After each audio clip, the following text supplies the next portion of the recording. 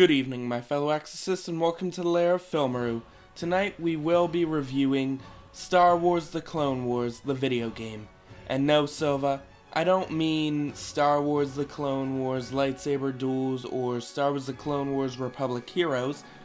We're talking about the original Star Wars The Clone Wars, which came out in 2005 and was created by LucasArts and Pandemic Studios, the same people that made Empire at War and some of everybody's favorite games, Star Wars Battlefront 1, 2004, and Star Wars Battlefront 2, 2005.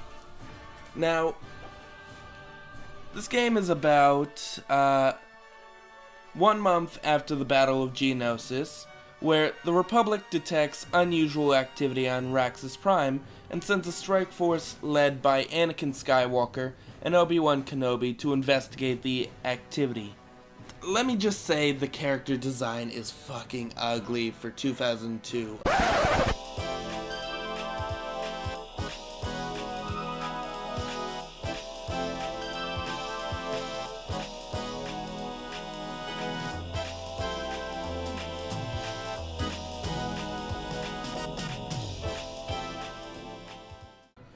Obi-Wan looks pretty much like Joe Dirt.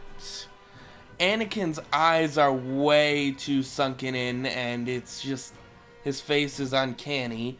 Yoda is, like, compared to the puppets and the CGI, this is just, why? Mace Windu, on the other hand, looks perfect and almost looks like the Clone Wars 2008 version. And Count Dooku actually looks pretty decent. Not to mention the clones are pretty awesome and look very similar to what they did in Attack of the Clones, which actually did come out the same year as this game. Surprise, surprise. Surprise, surprise! This game came out a year after Star Wars Starfighter, a game that I've mentioned before on this channel and hope to review the series later on. But yeah, compared to Nim and the Naboo Guard that's a part of the game, this is just, what happened, Lucasfilms? Did it really take Pandemic Studios 3 years to actually make characters look human?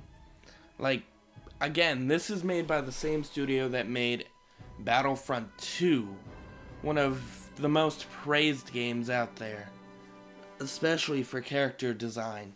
This came out 3 years before the Revenge of the Sith game, which their designs are more pixelated, but yeah, this one is, wow.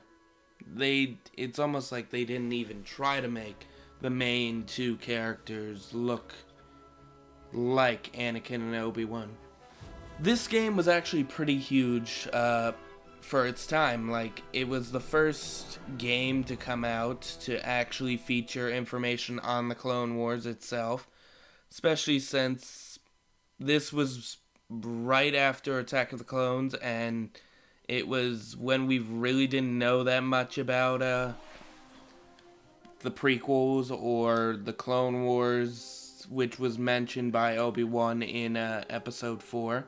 So this was pretty huge when it came out, especially with the new tanks that it added, like the TX-130, which was or as most people call it, the Saber tank, which LEGO has used many times in its sets. This also introduced us to other tanks, like the ground assault tank, pretty much is what they call it, but it's technically the equivalent to the TX hover tank. On top of that, we also got the Harbinger, this massive droid carrier that you are forced to fight during one of the missions on Raxus Prime.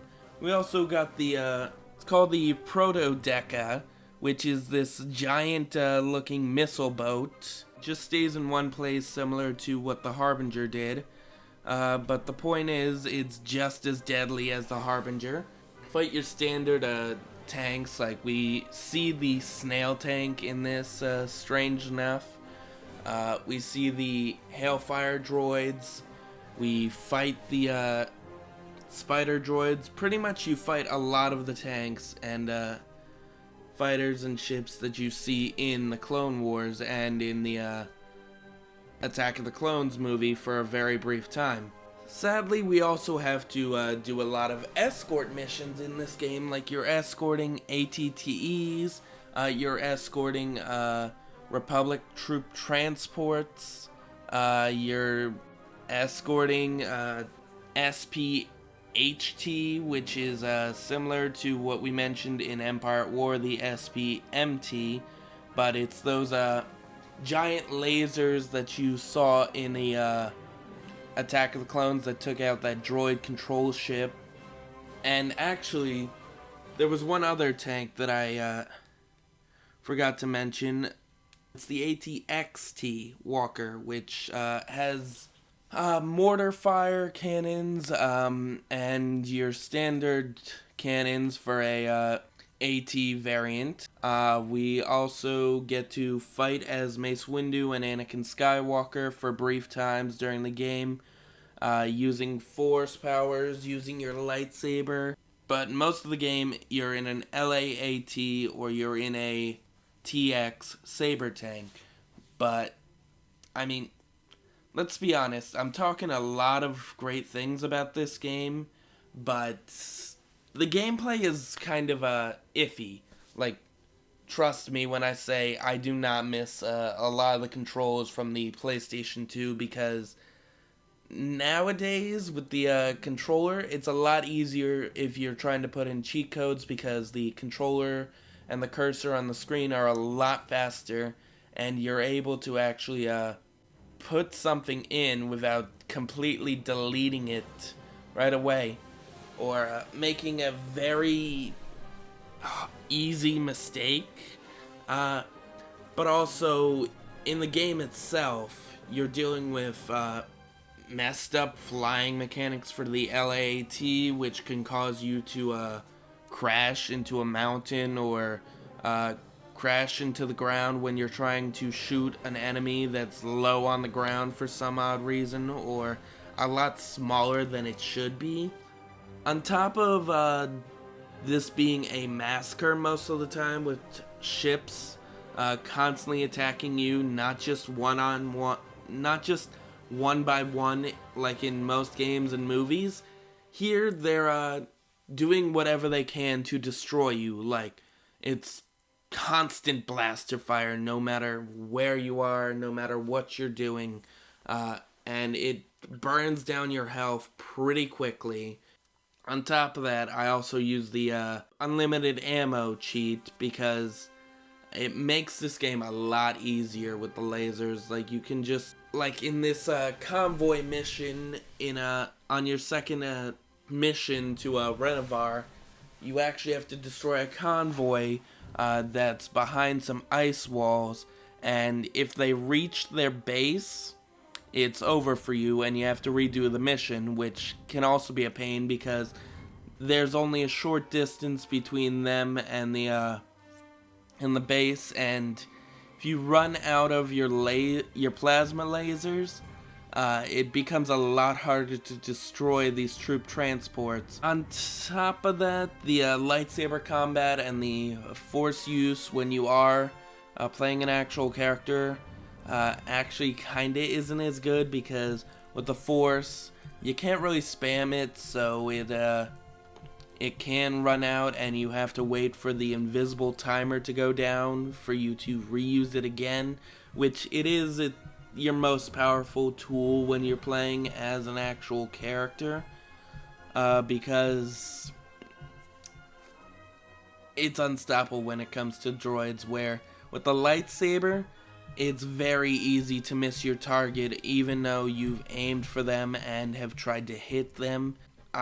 On top of that, the lightsaber throw, you can't always tell where your lightsaber is gonna go, and because of this, it could also waste a lot of time if you're doing the Kashyyyk mission, where you have to use Anakin to get to the speeders, and capture your, regain your lightsaber. On top of also trying to use the Force to free the Wookiees before you leave. Because of this, honestly, while the character missions are supposed to be really fun, I find them kind of the worst part of this next to the LAAT gunship missions. On top of this, there is a lot of when I mentioned escort missions at the beginning of this video, I forgot to mention that is the most you do in this. Like, other than destroying certain objectives and destroying turrets or taking out certain objectives, you actually are forced to do these very stupid escort missions. You're pretty much escorting everything in this game most of the time. Really, the only fun missions are when you are on Thule and you have to destroy the Harbinger and the Dark Reaper, or when you're on Kashyyyk and you're trying to escape the Dark Reaper's power, or when you're using the droid tank to take out the droid base and get to the communications tower to let Obi-Wan and the rest of the Jedi Council know that you're stuck on the moon of one of Kashyyyk's moons. And then there's the speeder chase on Raxus Prime, where you're trying to take out these droids, and while it's not my favorite environment because of how bleak and oversaturated with garbage it is, it's still pretty fun. I mean, there is also the added factor that it's also one of the hardest ones. I also have a complaint that they didn't try and use Tamora Morset to voice the clones in this. Like, I don't know, the clones kind of sound very off to me in this game, and that's kind of an annoying thing since they did have Tamora Morset on hand, and I also get that he was working on Attack of the Clones while this game was being made. I also really like the story. Like, most of the time you're pretty much trying to hunt down the Separatists to find out what the Dark Reaper project is, why it was on Raxus, what it has to do with Ula Caldroma, the Jedi from the Great Sith Wars, which you can read his story in the comic books like I did. And we also get a small sneak peek at what the Dark Harbinger actually can do when it takes out the Forest on the moon of Kashyyyk. Which, like I said, you do have to try and avoid it during one mission on a droid stap. And it's actually pretty cool. Like, I feel it's the original defoliator tank, technically, with how much it destroys the Wookiee village and the forest. And, I mean, let's be honest, a ship that can use the Force from anyone and use it to destroy an entire forest is actually pretty cool. Like, these are the weapons that we would have liked to have seen in the Clone Wars. I mean, we kind of got an idea of the Old Republic with the unfinished episode of the Clone Wars known as the Crystal Crisis on Utapau, but this kind of beats it by a long run, showing how even the Sith were willing to sacrifice their bodies to end this war, end any kind of conflict that they were in. And honestly, if the Republic didn't have Anakin, this weapon would have ended the war real quickly, whether it was for the Separatists or it was for the Republic. Like, this was this was a major weapon that we should have seen at least someone try to recreate later on in the Clone Wars series. But yeah, I mean, the story's good.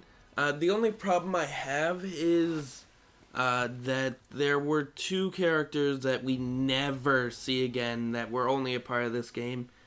And that was, I believe, Cardon Prax, a bounty hunter that Count Dooku hires to capture the Dark Reaper project. Bira, I think her name is, or Bairn? Honestly, I don't remember her name at all because we don't really hear of them again. Cardon Prax dies in this game because he is one of the bosses that you have to fight on Thule before you go after the Dark Reaper.